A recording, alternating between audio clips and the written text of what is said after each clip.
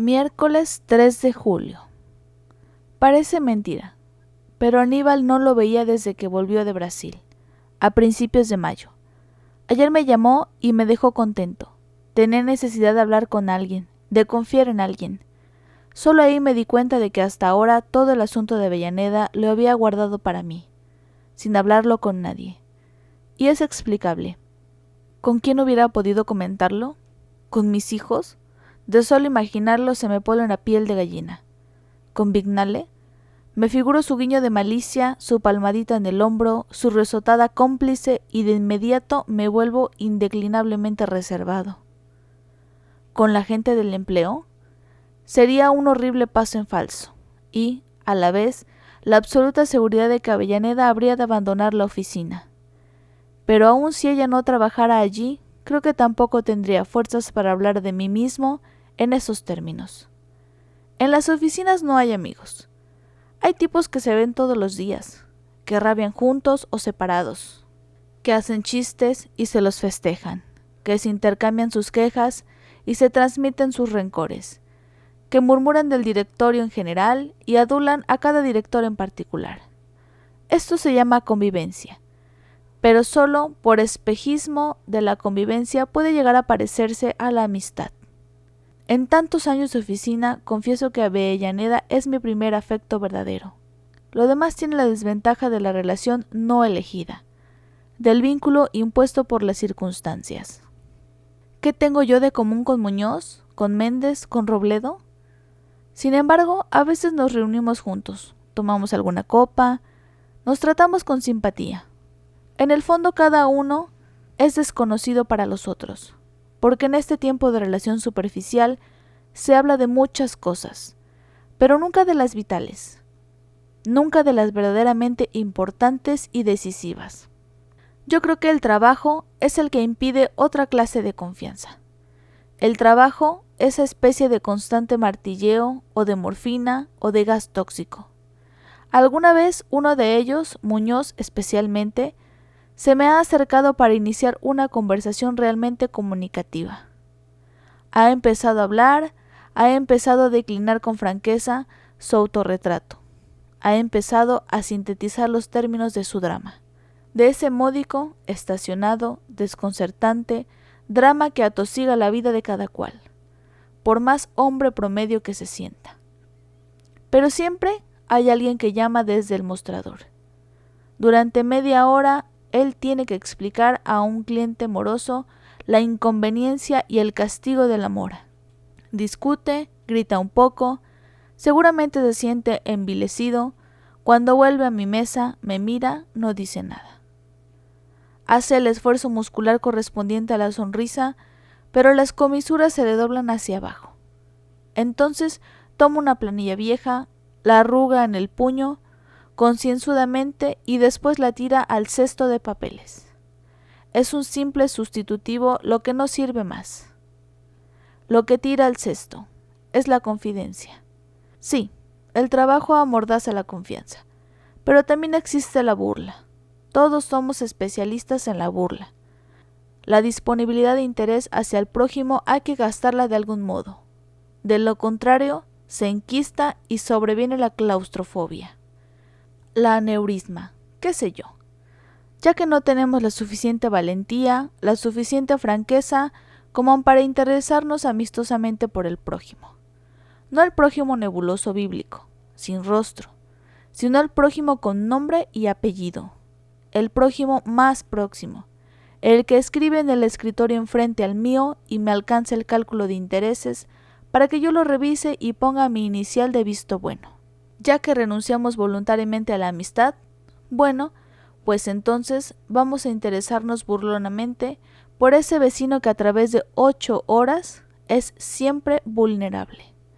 Además, la burla proporciona una especie de solidaridad. Hoy el candidato es este, mañana es aquel, pasado seré yo. El burlado maldice en silencio, pero pronto se resigna. Sabe que esto solo es una parte del juego, que en el futuro cercano, a lo mejor dentro de 1 o 2 horas, podrá elegir la forma de desquite que mejor coincida con su vocación.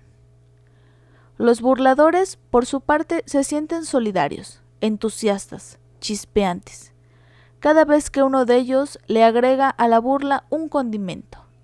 Los otros festejan, se hacen señas, se sienten rijosos, de complicidad. Solo falta que se abracen y griten los hurras. Y qué alivio reírse, incluso cuando hay que aguantar la risa porque allá en el fondo ha asomado el gerente su cara de sandía.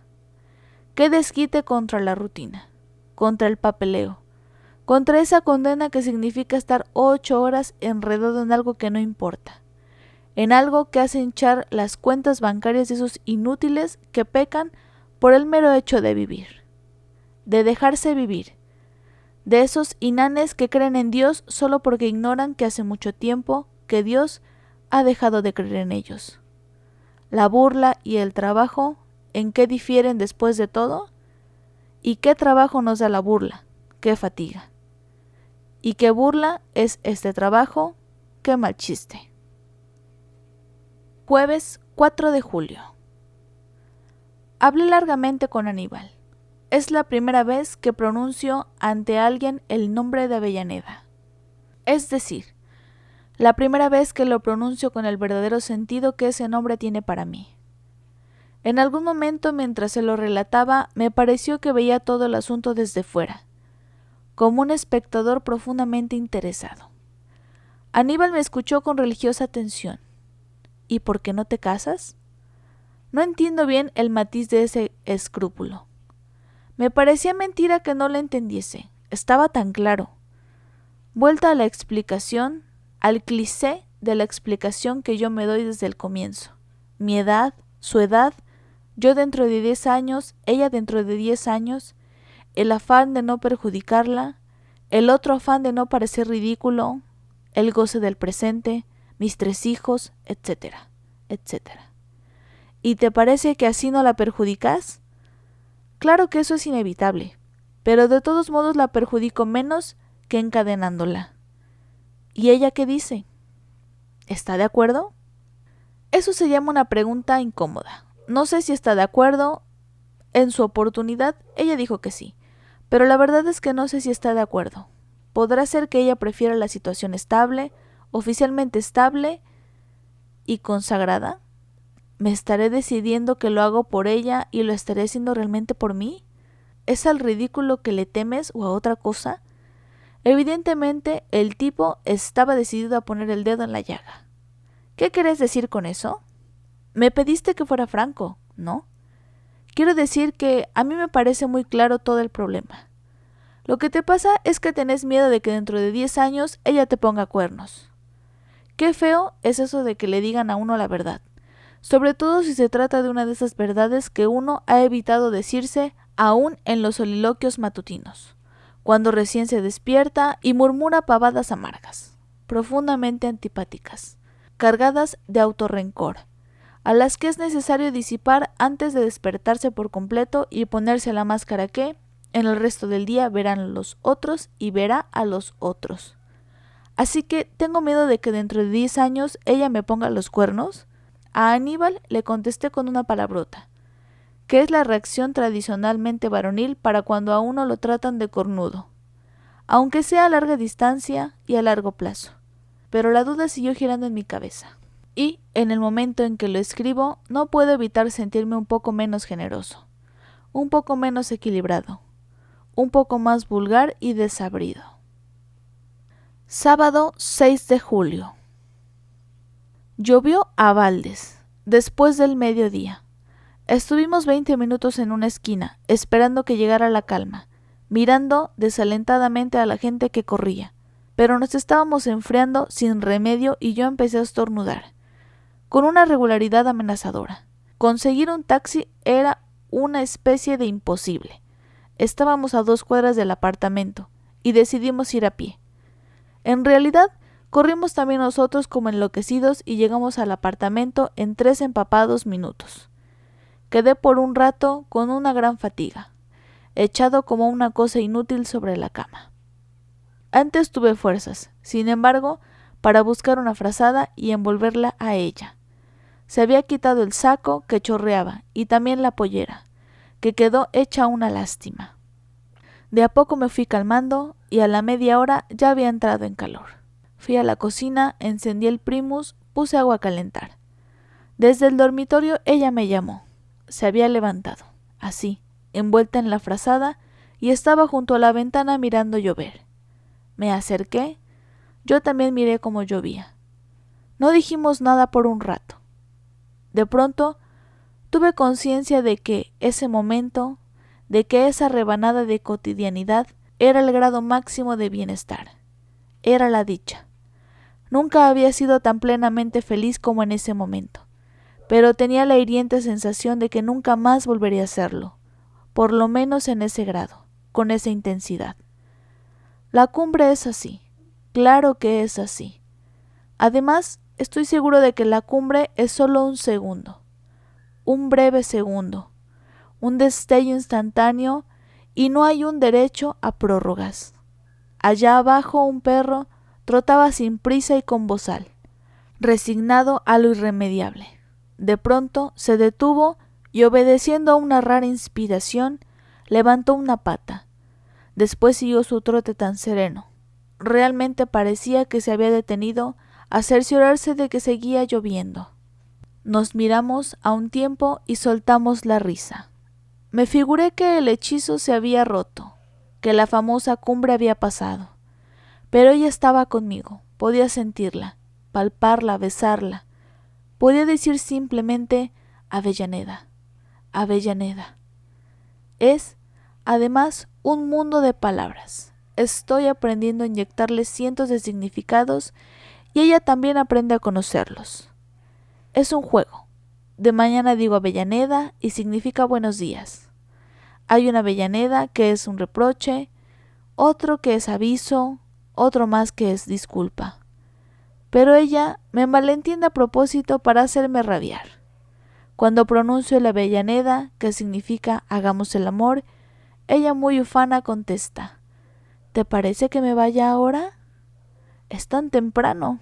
Oh, los viejos tiempos en que Avellaneda era solo un apellido, el apellido de la nueva auxiliar, solo hace 5 meses que anoté. La chica no parece tener muchas ganas de trabajar, pero al menos entiendo lo que uno le explica. La etiqueta para identificar a aquella personita de frente ancha y boca grande que me miraba con enorme respeto. Ahí está ahora, frente a mí, envuelta en su frazada. No me acuerdo cómo era cuando me parecía insignificante, inhibida, nada más que simpática. Solo me acuerdo de cómo es ahora, una deliciosa mujercita que me atrae, que me alegra absurdamente el corazón, que me conquista. Parpadeé conscientemente para que nada estorbara después.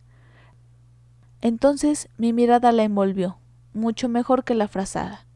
En realidad no era independiente de mi voz, que ya había empezado a decir Avellaneda, y esta vez me entendió perfectamente. Domingo 7 de julio. Un día de sol espléndido, casi otoñal. Fuimos a Carrasco. La playa estaba desierta, tal vez debido a que en pleno julio la gente no se anima a creer en el buen tiempo. Nos sentamos en la arena, así con la playa vacía. Las olas se vuelven imponentes. Son ellas solas las que gobiernan el paisaje. En ese sentido, me reconozco lentamente dócil, maleable. Veo ese mar implacable y desolado, tan orgulloso de su espuma y de su coraje, apenas mancillado por gaviotas ingenuas, casi irreales, y de inmediato me refugio en una irresponsable admiración. Pero después, casi enseguida, la admiración se desintegra, y paso a sentirme tan indefenso como una almeja, como un canto rodado. Ese mar es una especie de eternidad. Cuando yo era niño, él golpeaba y golpeaba, pero también golpeaba cuando era niño mi abuelo. Cuando era niño, el abuelo de mi abuelo. Una presencia móvil pero sin vida. Una presencia de olas oscuras, insensibles. Testigo de la historia, testigo inútil porque no sabe nada de la historia. ¿Y si el mar fuera Dios? También un testigo insensible. Una presencia móvil pero sin vida. Avellaneda también lo miraba, con el viento en el pelo, sin pestañear. ¿Vos crees en Dios?, dijo continuando el diálogo que había iniciado yo, mi pensamiento. No sé, yo querría que Dios existiese, pero no estoy seguro. Tampoco estoy seguro de que Dios, si existe, vaya a estar conforme con nuestra credulidad, a partir de algunos datos desperdigados e incompletos. Pero si es tan claro, vos te complicás porque querés que Dios tenga rostro, manos, corazón. Dios es un común denominador. También podríamos llamarlo la totalidad. Dios es esta piedra, mi zapato, aquella gaviota, tus pantalones, esa nube, todo. ¿Y eso te atrae? ¿Eso te conforma? Por lo menos me inspira respeto. A mí no. No puedo figurarme a Dios como una gran sociedad anónima. Lunes 8 de julio. Esteban ya se levanta. Su enfermedad nos ha dejado un buen saldo. Tanto a él como a mí. Hemos tenido 2 o 3 conversaciones francas, verdaderamente saludables. Incluso hablamos alguna vez de generalidades, pero con naturalidad, sin que el mutuo fastidio dictara las respuestas. Martes 9 de julio. ¿Así que tengo miedo de que dentro de 10 años ella me ponga cuernos? Miércoles 10 de julio. Vignale. Lo encontré por Sarandí. No tuve más remedio que escucharlo. No parecía feliz. Yo estaba apurado, así que tomamos un café en el mostrador. Allí, en voz alta, en ese estilo de estentorea, confidencia, que él cultiva, me relató el nuevo capítulo de su idilio. Qué mala pata, che. Mi mujer nos agarró. ¿Te das cuenta? No nos pescó lo que se dice en flagrantes. Solo nos estábamos besando. Pero te imaginarás el bochinche que armó la gorda, que en su propia casa, bajo su propio techo, comiendo su propio pan. Yo, que soy el propio marido, me sentí como una cucaracha. Elvira, en cambio, lo tomó con gran serenidad y se mandó la teoría del siglo, que ella y yo siempre habíamos sido como hermanos y que lo que mi mujer había visto era eso justamente, un beso fraternal. Yo me sentí de lo más incestuoso y la gorda armó una bronca descomunal. Están arreglados, dijo. Si se figuran que me voy a quedar mansita con el tarado del Francisco, habló con mi suegra, con los vecinos, con el almacenero. A las 2 horas todo el barrio sabía que la loquita esa le había querido quitar el marido. Por su lado, Elvira habló enérgicamente con Francisco y le dijo que la estaban insultando, que no se quedaría en esa casa ni un solo minuto más. Se quedó sin embargo como 3 horas, en el curso de las cuales me hizo una cosa muy fea, lo que se dice muy fea. Fíjate que Francisco a todo le decía que sí. El tipo no era nada peligroso, pero la gorda insistía, gritaba 2 o 3 veces que se le fuera encima a Elvira. Y entonces la Elvira, en uno de sus momentos de terror, a que no sabes qué dijo, que en qué cabeza cabía que ella se fuera a fijar en una porquería como yo. ¿Te das cuenta? Y lo peor de todo es que con eso la convenció a la otra, y la gorda se quedó tranquila. ¿Pero te das cuenta? Te juro que esto no se lo perdono a Elvira. Que se vayan nomás ella y su cornudito. Después de todo, mira, no está tan buena como me parecía. Además, ahora que dejé de ser un marido fiel, he llegado a la conclusión de que puedo tener programitas más jóvenes, más fresquitas. Sobre todo, que no tengo nada que ver con el rubro hogar, que para mí siempre fue sagrado. Y de paso la gorda no se preocupa, pobre. Sábado 13 de julio. Ella está a mi lado dormida. Estoy escribiendo en una hoja suelta. Esta noche lo pasaré a la libreta. Son las 4 de la tarde, el final de la siesta. Empecé a pensar en una comparación y terminé en otra. Está aquí, al lado mío, el cuerpo de ella. Afuera hace frío, pero aquí la temperatura es agradable. Más bien ese calor. El cuerpo de ella está casi al descubierto. La frazada y la sábana se han deslizado hacia un costado. Quise comparar este cuerpo con mis recuerdos del cuerpo de Isabel. Evidentemente eran otras épocas. Isabel no era delgada. Sus senos tenían volumen, y por eso caían un poco. Su ombligo era hundido, grande, oscuro, de márgenes gruesos. Sus caderas eran lo mejor, lo que más me atraía. Tengo una memoria táctil de sus caderas. Sus hombros eran llenos de un blanco rosáceo. Sus piernas estaban amenazadas por un futuro de varices, pero todavía eran hermosas, bien torneadas. Este cuerpo que está a mi lado no tiene absolutamente ningún rasgo en común con aquel. Avellaneda es flaca. Su busto me inspira un poquito de piedad. Sus hombros están llenos de pecas. Su ombligo es infantil y pequeño.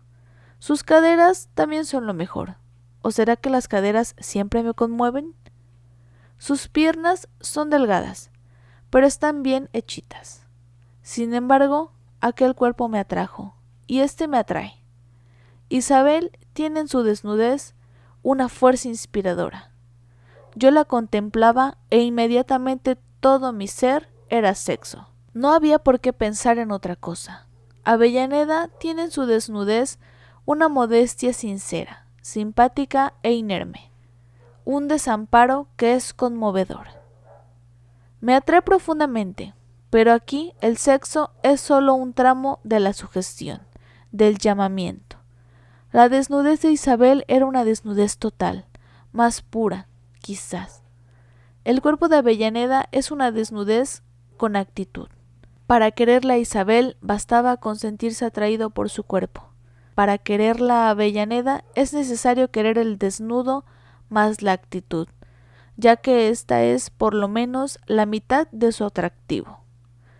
Tener a Isabel entre los brazos significaba abrazar un cuerpo sensible a todas las reacciones físicas y capaz también de todos los estímulos lícitos. Tener en mis brazos la concreta delgadez de Avellaneda significaba abrazar además su sonrisa, su mirada, su modo de decir, el repertorio de su ternura, su reticencia a entregarse por completo y las disculpas por su reticencia. Bueno, esa era la primera comparación. Pero vino la otra, y esa otra me dejó gris, desanimado. Mi cuerpo de Isabel y mi cuerpo de Avellaneda. ¡Qué tristeza! Nunca he sido un atleta, líbreme Dios. Pero aquí había músculos. Aquí había fuerza. Aquí había una piel lisa, tirante. Y sobre todo no había tantas otras cosas que desgraciadamente ahora hay. Desde la calvicie desequilibrada, el lado derecho es el más desierto, la nariz más ancha, la verruga del cuello, hasta el pecho con islas pelirrojas, el vientre retumbante, los tobillos varicosos, los pies con incurable, deprimente, micosis. Frente a Avellaneda no me importa. Ella me conoce así. No sabe cómo he sido, pero me importa ante mí. Me importa reconocerme como un fantasma de mi juventud, como una caricatura de mí mismo. Hay una compensación, quizá. Mi cabeza, mi corazón, en fin, yo como ente espiritual quizás sea un poco mejor que en los días y las noches de Isabel. Solo un poco mejor. Tampoco conviene ilusionarse demasiado. Seamos equilibrados, seamos objetivos, seamos sinceros. Vaya, la respuesta es, ¿eso cuenta? Dios, si es que existe, debe estar allá arriba haciéndose cruces. Avellaneda, oh, ella existe. Está ahora acá abajo, abriendo los ojos. Lunes 15 de julio. Al fin de cuentas, puede ser que Aníbal tenga razón, que yo le esté sacando el cuerpo al matrimonio, más por miedo al ridículo que por defender el futuro de Avellaneda.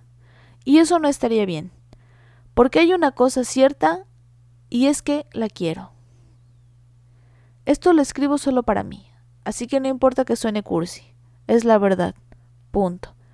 Por lo tanto no quiero que sufra. Yo creía, en realidad creía saberlo, que estaba aludiendo una situación estable para que Avellaneda siempre estuviera libre, para que dentro de unos años no se sintiera encadenada a un vejestorio.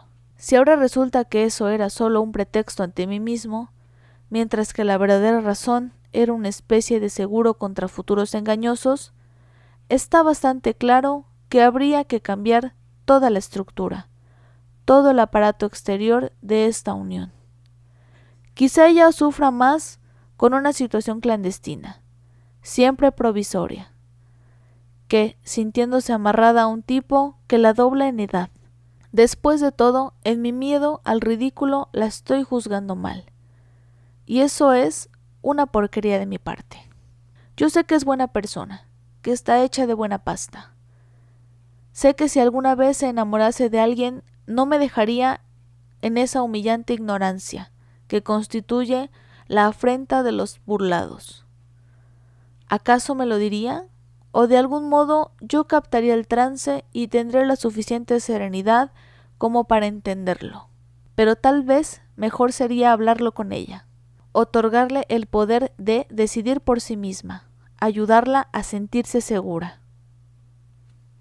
Miércoles 17 de julio. Blanca estuvo triste hoy. Jaime, ella y yo cenamos en silencio. Esteban hacía su primera salida nocturna después de la enfermedad. No dijo nada durante la comida, porque demasiado sé cómo reacciona Jaime. Después, cuando él se fue, virtualmente sin saludar, no puede tomarse como buenas noches el gruñido que antecedió el portazo, me quedé leyendo el diario en el comedor. Y Blanca se desmoronó expresamente mientras levantaba la mesa. Tuve que alzar el diario para que ella retirara el mantel, y entonces la miré. Tenía los ojos semillorosos. ¿Qué pasa con Jaime?, le pregunté. ¿Con Jaime y con Diego? Me peleé con los dos. Demasiado enigmático. No podía imaginarme a Jaime y a Diego aliados contra ella. Diego dice que Jaime es su marica. Por eso me peleé con Diego. Me golpeó 2 veces la palabra. ¿Por qué iba dirigida a mi hijo y por qué la había dicho Diego? ¿En quién cifró esperanzas? ¿En quién confió? ¿Y se puede saber con qué motivo tu dichoso Diego se permite insultar? Blanca sonrió con un poco de amargura. Eso es lo peor, que no es un insulto, es la verdad. Por eso fue que me peleé con Jaime. Era evidente que Blanca se violentaba al decir todo esto, sobre todo por ser yo el destinatario de la revelación. A mí mismo me sonó a falso cuando dije, ¿y vos le das más crédito a la calumnia de Diego que a lo que diga tu hermano? Blanca bajó los ojos. En la mano tenía la panera. Era la imagen del patetismo, de un patetismo conmovedor y de entrecasa. Justamente, dijo, es el propio Jaime quien lo dice. Hasta ese momento nunca había pensado que mis hijos pudieran abrir tanto. Me dolían las sienes. Así que esos amigos, balbuceé. Sí, dijo ella. Era un mazazo. Sin embargo, me di cuenta de que en el fondo de mí mismo ya existía una sospecha. Por eso, solo por eso, la palabra no sonaba del todo nueva para mí. Una cosa te pido, agregué. No le digas nada. Está perdido. No siente escrúpulos, ¿sabes? Dice que las mujeres no lo atraen, que es algo que él no ha buscado, que cada uno tiene la naturaleza que Dios le dio y que a él no le dio la capacidad de sentirse atraído por las mujeres. Se justifica con ardor. Te aseguro que no tiene complejo de culpa. Entonces dije, sin ninguna convicción, si le reviento la cabeza a trompadas, vas a ver cómo le viene el complejo de culpa. Blanca se rió, por primera vez en la noche. No me defraudes. Yo sé que no vas a hacer eso. Entonces me entró el desánimo. Un desánimo horrible, sin esperanza. Se trataba de Jaime, de mi hijo, el que heredó la frente y la boca de Isabel. ¿Hasta dónde llega mi culpa y dónde empieza la de él? Es cierto que yo no la entendí como debía, que no pude suplir totalmente a la madre. Yo no tengo vocación de madre, ni siquiera estoy demasiado seguro de mi vocación de padre. Pero esto que tiene que ver con que él haya terminado así, quizá yo hubiera podido cortar esas amistades en su comienzo. Quizá, si lo hubiera hecho, él habría seguido viéndose con ellos sin que yo lo supiera. Tengo que hablarle, dije, y Blanca pareció resignarse a la tormenta. Y además, tenés que reconciliarte con Diego, agregué. Jueves 18 de julio. Tenía 2 cosas que decirle a Avellaneda, pero solo estuvimos 1 hora en el departamento y únicamente le hablé de Jaime. No me dijo que yo fuera totalmente inocente, y se lo agradecí. Mentalmente, claro. Pero yo pienso, además, que cuando un tipo viene podrido, no hay educación que lo cure, no hay atención que lo enderece. Claro que yo pude hacer más por él. Eso es tan cierto que no puedo sentirme inocente. Además, ¿qué es lo que quiero? ¿Qué es lo que yo prefería? ¿Que él no fuera marica o simplemente sentirme yo libre de toda culpa? ¡Qué egoístas somos! Dios mío, qué egoísta soy.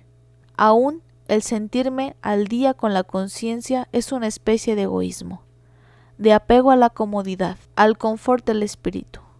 A Jaime no lo vi.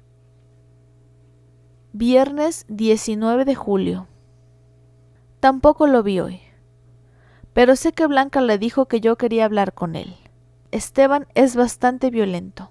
Mejor que no se entere. ¿O ya lo sabrá? Sábado 20 de julio. Blanca me trajo el sobre. La carta dice así: Viejo, sé que querés hablar conmigo y de antemano conozco el tema. Me vas a predicar moral y hay 2 razones por las que no puedo aceptar tu prédica. La primera, que yo no tengo nada que reprocharme. La segunda, que vos también tenés tu vida clandestina. Te he visto con la chiquilina esa que te ha enredado, y creo que estarás de acuerdo en que no es la mejor forma de guardar el debido respeto a la memoria de mamá. Pero allá vos con tu puritanismo unilateral. Como a mí no me gusta lo que haces y a vos no te gusta lo que yo hago, lo mejor es desaparecer. Ergo, desaparezco. Tenés el campo libre. Soy mayor de edad, no te preocupes. Me imagino, además, que mi retirada acercará más a mis hermanitos. Blanca lo sabe todo. Por más informes dirígete a ella. A Esteban lo enteré yo, en la tarde de ayer, en su oficina. Para tu tranquilidad, debo confesarte que reaccionó como todo un machito y me dejó un ojo negro. El que aún tengo abierto me alcanza para ver el futuro. No es tan malo, ya verás. Y dirigir la última mirada a mi simpática familia, tan pulcra, tan formal. Saludos, Jaime. Le alcancé el papel a Blanca. Lo leyó detenidamente y dijo: Ya se llevó sus cosas, esta mañana. Estaba pálida cuando agregó: ¿Y lo de tu mujer es cierto? Es y no es, dije. Es cierto que mantengo un vínculo con una mujer, una muchacha casi. Vivo con ella. No es cierto, en cambio, que ello signifique una ofensa a tu madre. Me parece que tengo derecho a querer a alguien. Bueno, a esta muchacha la quiero. No me he casado con ella solo porque no estoy seguro de que sea lo más conveniente. Tal vez esta última frase estaba de más. No sé bien. Ella tenía los labios apretados. Creo que vacilaba entre cierto atavismo filial y un sentido muy simple de lo humano. ¿Pero es buena?, preguntó ansiosa. Sí, es buena, dije. Respiro aliviada. Aún me tiene confianza. También yo respiré aliviado, al sentirme capaz de provocar esa confianza. Entonces obedecí a una repentina inspiración. ¿Es mucho pedirte que la conozcas? Yo misma te lo iba a pedir, dijo. No hice comentarios, pero el agradecimiento estaba en mi garganta. Domingo 21 de julio. Quizá al principio, cuando lo nuestro empezó, lo hubiera preferido. Ahora creo que no. Lo anoto antes que nada porque tengo miedo de olvidar. Esa fue su respuesta. porque esta vez le hablé con toda franqueza. El tema matrimonio fue discutido hasta agotarlo. Antes de que viéramos aquí el apartamento, yo me di cuenta de que vos te resultaba penoso pronunciar esa palabra. Un día la dijiste en el zaguán de mi casa y por haberla dicho, tenés toda mi gratitud. Sirvió para que yo me decidiera a creer en vos, en tu cariño, pero no podía aceptarla, porque hubiera sido una base falsa para este presente, que era futuro entonces. De aceptarla, hubiera tenido que aceptar también que vos te doblegaras, que te doblegaras a una decisión para la que no estabas maduro. Me doblegué yo, en cambio, pero, como es lógico, puedo estar más segura de mis reacciones que de las tuyas. Yo sabía que, aún doblegándome, no te guardaría rencor. Si te forzaba a doblegarte, en cambio, no sabía si vos me guardarías un poco de rencor. Ahora todo pasó, ya caí. ¿Hay algo atávico en la mujer que la lleva a defender la virginidad, a exigir y exigir las máximas garantías para rodear su pérdida? Después, cuando uno ya cayó, entonces se da cuenta de que todo era un mito, una vieja leyenda para cazar maridos. Por eso digo que ahora no estoy segura de que el matrimonio sea nuestra mejor solución.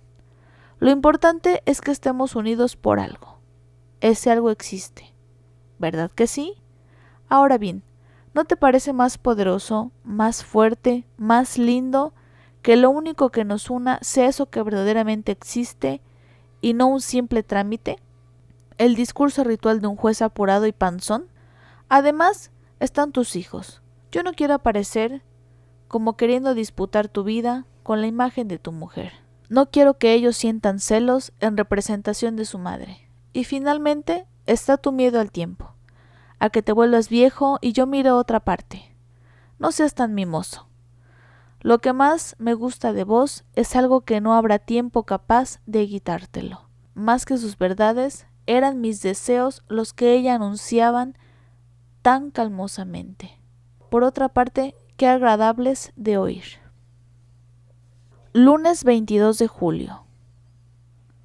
Preparé cuidadosamente el encuentro, pero Avellaneda no sabía nada. Estábamos en la confitería. Muy pocas veces salimos juntos. Ella siempre está nerviosa y cree que nos va a ver alguien de la oficina. Yo le digo que tarde o temprano eso tiene que ocurrir. Tampoco nos vamos a pasar la vida encerrados en el apartamento. Por sobre el pocillo, ella vio mi mirada. ¿A quién viste? ¿Alguno de allá? ¿Allá es la oficina? No, no es de allá. Pero es alguien que quiere conocerte. Se puso tan nerviosa que por un momento me arrepentí de haberle provocado esta pregunta. Siguió el rumbo de mi mirada y la reconoció antes de que yo dijese otra cosa. Después de todo, Blanca debe tener algún rasgo mío. La llamé con un gesto. Estaba linda, alegre, simpática. Me sentí bastante orgullosa de mi paternidad. Esta es Blanca, mi hija.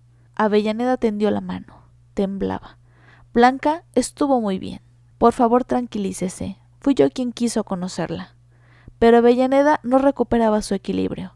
Murmuraba, terriblemente inquieta. Jesús, no puedo hacerme a la idea de que él le haya hablado de mí. No puedo hacerme a la idea de que usted haya querido conocerme. Perdóneme, debo parecerle no sé qué. Blanca hacía todo lo posible por calmarla. Yo también. Pese a todo, pude advertir que un cabo de simpatía se había tendido entre las dos mujeres. Son casi de la misma edad. De a poco Avellaneda se fue tranquilizando. Así y todo, derramó alguna lagrimita. A los 10 minutos ya hablaban como dos personas civilizadas y normales. Yo las dejaba.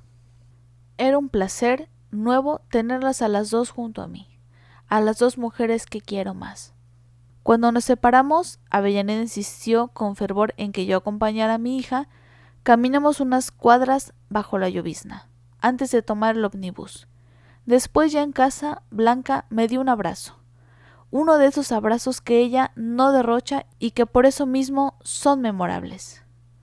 Con su mejilla junto a la mía me dijo, «Me gusta de veras. Nunca creí que supieras elegir tan bien». Comí un poco y me fui a la cama. Tengo un cansancio equivalente a un año entero de trabajos forzados. ¿Pero qué importa? Martes 23 de julio.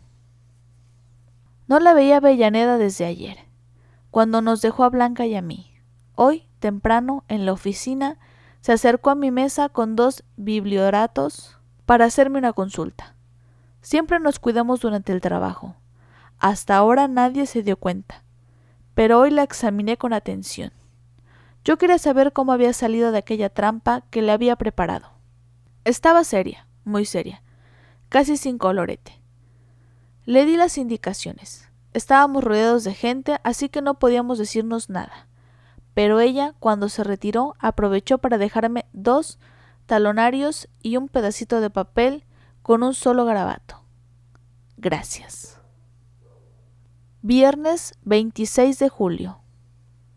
8 de la mañana. Estoy desayunando en el tupí, uno de mis mayores placeres. Sentarme junto a cualquiera de las ventanas que mire hacia la plaza. Llueve. Mejor todavía. He aprendido a querer ese monstruo folclórico que es el Palacio Salvo. Por algo figura en todas las postales para turistas. Es casi una representación del carácter nacional. Guarango, soso, recargado, simpático. Es tan, pero tan feo que lo pone a uno de buen humor. Me gusta el tupi a esta hora, bien temprano, cuando todavía no lo han invadido los maricas. Me había olvidado de Jaime, qué pesadilla. Y solo uno que otro viejo aislado leyendo El Día o El Debate, con increíble fruición. La mayoría son jubilados que no han podido apearse de sus madrugones. ¿Seguiré yo viniendo al tupi cuando me jubile? No podré acostumbrarme a disfrutar de la cama, hasta las 11, como un hijo de director cualquiera. La verdadera división de las clases sociales habría que hacerla teniendo en cuenta la hora en que cada uno se tira de la cama. Se acerca Biancamano, el mozo amnésico, eficientemente cándido y risueño. Por 5ª vez le pido un cortado chico con medias lunas y él me trae un café largo con traviatas. Es tanta su buena voluntad que me doy por vencido. Mientras yo echo los cuadrados de azúcar en el pocillo, él me habla del tiempo y del trabajo. Esta lluvia le molesta a la gente, pero yo digo, ¿estamos en invierno o qué? Yo le doy la razón, porque es evidente que estamos en invierno. Después lo llama un señor de la mesa del fondo, bastante molesto, porque Biancamano le trajo algo que él no había encargado. Es uno que no se da por vencido, o quizá es un mero argentino, que vino a hacer su semanal negocito de dólares y todavía no conoce las costumbres de la casa.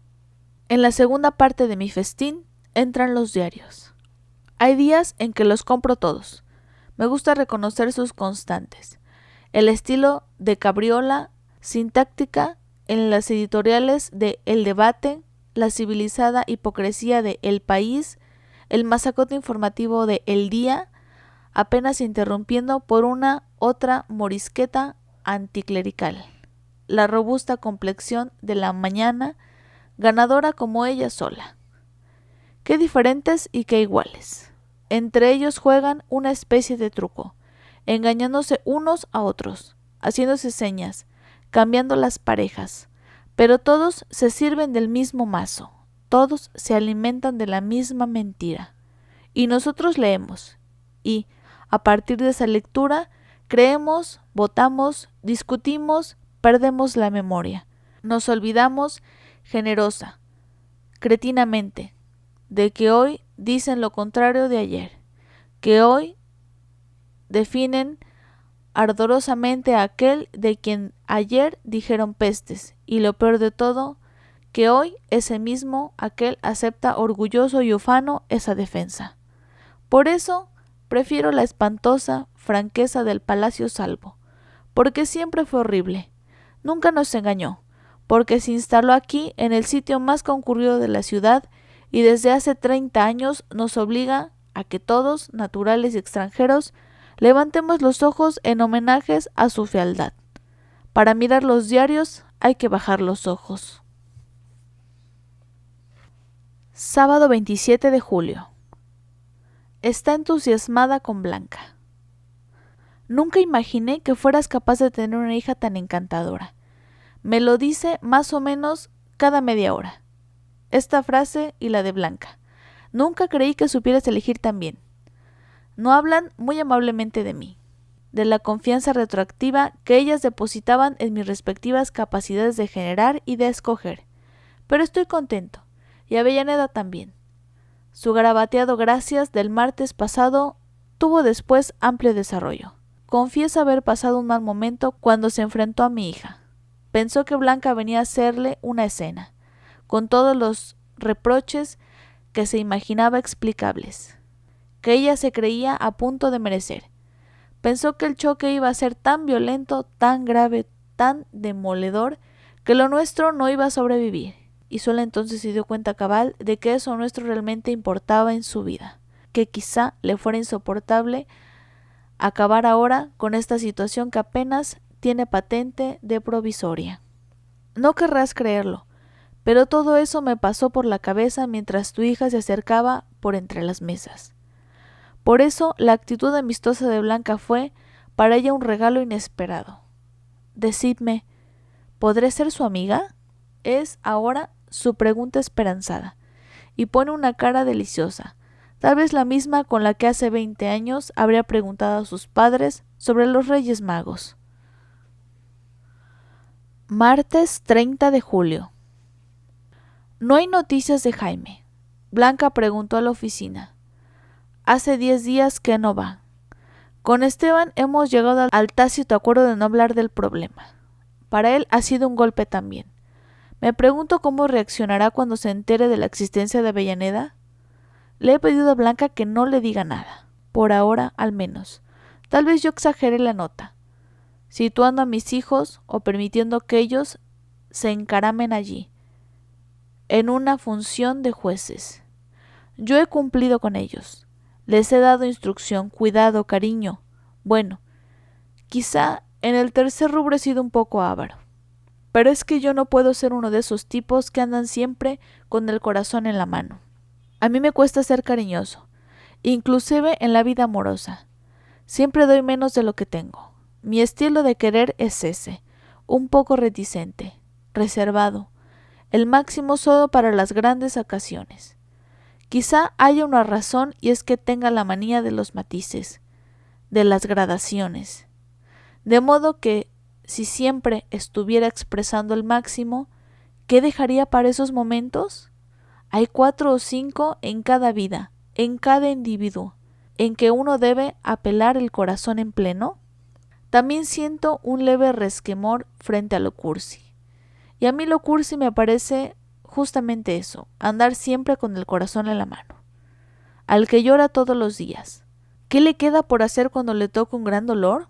¿Un dolor para el cual sea necesario las máximas defensas? Siempre puede matarse, pero eso, después de todo, no deja de ser una pobre solución. Quiero decir que es más bien imposible vivir en crisis permanente, fabricándose una impersonalidad que lo sumerja a uno, una especie de baño diario, en pequeñas agonías. Las buenas señoras dicen, con su habitual sentido de la economía psicológica, que no van al cine a ver películas tristes porque bastante amarga es la vida, y tienen algo de razón. Bastante amarga es la vida como para que, además, nos pongamos plañideros o mimosos o histéricos solo porque algo se puso en nuestro camino y no nos deja proseguir nuestra excursión hacia la dicha, que a veces está al lado del desatino. Recuerdo que una vez, cuando los chicos iban al colegio, en la clase de Jaime, pusieron un deber, una de esas recurrentes composiciones sobre el clásico tema de la madre. Jaime tenía 9 años y volvió a casa sintiéndose profundamente desgraciado. Yo traté de hacerle entender que eso le iba a pasar muchas veces, que él había perdido a su madre y debía conformarse, que no era cosa de estar llorando por eso todos los días, y que la mayor prueba de afecto era precisamente demostrar que esa ausencia no le ponía en inferioridad de condición frente a los otros. Quizá mi lenguaje fuera inapropiado para su edad. Lo cierto es que dejó de llorar. Me miró con una animadversión estremecedora y con una firmeza de predestinado, pronunció estas palabras: «Vos vas a ser mi madre y si no te mato». ¿Qué quiso decir? No era tan chico como para no saber que estaba reclamando un absurdo, pero quizá no era tan grande como para disimular mejor su primera agonía, la primera de esas diarias agonías en las que después concentró sus rencores, sus rebeldías, sus frustraciones. El hecho de que sus maestras, sus compañeros, la sociedad reclamaran a su madre la hacían sentir por primera vez toda la fuerza de su ausencia. No sé por qué prodigio imaginativo me echaba a mí las culpas de esas ausencias. Quizá pensaba que si yo le hubiera cuidado mejor, ella no habría desaparecido. Yo era el culpable, por lo tanto debía sustituirla. Si no te mato. No me mató, claro, pero se vino a matar a él, a anular a él. Yo, el hombre de la familia, le había fallado. Se dedicó a negar al hombre que había en sí mismo. Uf, qué complicado explicación para desarrollar un hecho tan escueto, tan ordinario, tan ilevantable. Mi hijo es un marica, uno como el repugnante de Santini, el que tiene la hermana que se desnuda. Hubiera preferido que me saliera ladrón, morfinómano, imbécil. Quisiera sentir lástima hacia él, pero no puedo. Sé que hay explicaciones racionales y hasta razonables. Sé que muchas de esas explicaciones me cargarían a mí como parte de la culpa. Pero, ¿por qué Esteban y Blanca crecieron normalmente? ¿Por qué ellos no se desviaron y el otro sí? Justamente el otro, el que yo más quería. Nada de lástima, ni ahora ni nunca.